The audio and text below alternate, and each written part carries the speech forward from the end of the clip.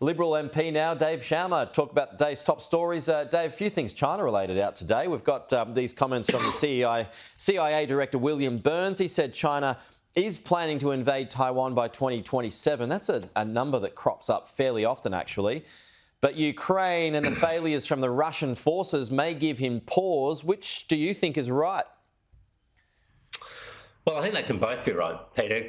Good morning. I think certainly there is active planning underway within the People's Liberation Army, continual planning and drills and exercises geared towards retaking Taiwan. And I think it's also true that Xi Jinping has given them a target date to be ready for that operation. But I think what Bill Burns said is also quite interesting, and I think it's intuitively correct. That is that China's seeing uphand and close the failures of the Russian military operation in Ukraine, which on paper is a much easier military operation than an amphibious invasion of Taiwan, is doubtless giving them some pause for thought about their own military preparedness and readiness.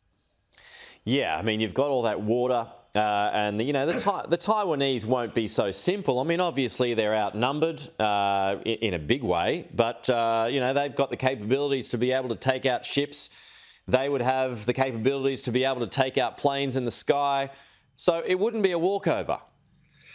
No, not at all. I mean, look, Russia was able to invade Ukraine on three fronts, basically, from the south, from Crimea, across the Belarusian border, and across the Russia-Ukrainian border, which meant they had many options, no particular choke points, and their supply lines were not overextended. China only has one option against Taiwan if it wants to engage in military conflict, and that's an amphibious operation, probably with, a couple of points of landing at best. It's not even going to be like the D-Day landings where the Germans could be fooled into thinking the landing was happening on one part of the French coast and it in fact happened on the other in Normandy. The Chinese won't even have that option, I don't think. So that will mean it's a potentially, it's a high-risk operation. And I'm sure as well that their preferred strategy, of course, is not to have to fight the war. It's to bring enough pressure to bear such that Taiwan capitulates before a conflict is fought. Yeah, no, we floated all these scenarios in our documentary, Are We Ready for War, folks? So you can check that out on skynews.com.au. Here's a plug. It's also on our YouTube channel. Definitely worth watching. Yeah. Thank you, Dave. Now, Xi Jinping,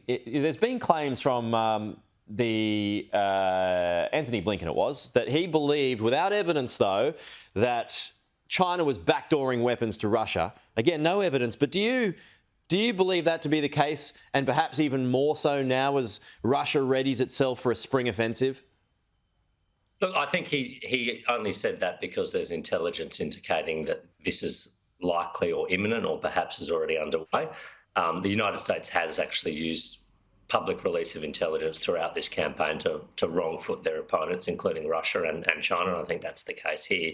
So, it would make perfect sense. I mean, Russia's has exhausted, as is Ukraine, stores of ammunition and supplies, is desperately needing to resupply itself, is getting weapons from countries like Iran, from countries like North Korea, and it's certainly very plausible that they would be desperately seeking them from China as well. So I think Tony Blinken was right to warn the Chinese about doing this, that would significantly raise the costs and escalate the war. But this is as much a battle of logistics now as it is on the battlefield. Ukraine is also struggling to get resupplied because Western armories do not make weapons and ammunition as fast as they're being consumed right now in Ukraine. Yeah, true, good point.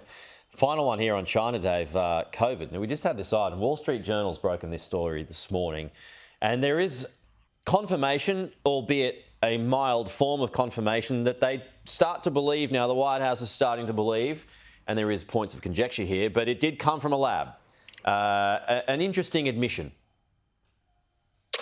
Look, that's right. I think it's a conclusion, a tentative judgment, if you like, from the US Energy Department, which accords with one that the FBI made as well. Other parts of the US intelligence community think it was a naturally derived. It didn't come out of a lab.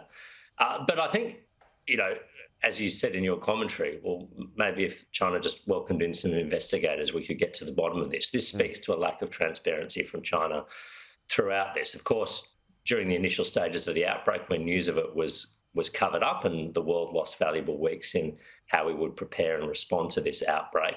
But even most recently, when China was going through a very dramatic wave, none of that detail was being disclosed or shared with the World Health Organization. The official deaths were being dramatically understated. China stopped reporting deaths in many cases and stopped reporting testing figures. And again, there was a risk during that outbreak that a new variant would emerge, which could overwhelm the rest of the world again. But the rest of the world had no way to monitor it. This is not how a responsible nation behaves. I mean, this is not how a responsible nation behaves. When you were in government, Dave, did you believe that was the likeliest scenario, that it came from a lab, or were you more in the wet camp, the wet market camp? Look, I was, I mean, I don't have any particular insight, but I was probably more in the wet market camp, but my eyes were not closed to the option of alternatives. I think because previous pandemic diseases of this sort, whether it's SARS or bird flu, have all come from wet markets, then that seemed to be the most plausible scenario. And to be honest, we didn't know a whole lot about the Wuhan Institute of Virology at that time. It certainly wasn't a place that I'd heard of. Yeah. But that's the institute that's being fingered as likely responsible. Of course, it's important to add here, they're saying that this was an accidental outbreak, not an intentional outbreak. Some people have gone further. I think that's an important point. But it shows you when you're dealing with these hazardous materials, you need to have proper safeguards and monitoring in place. No, that's true.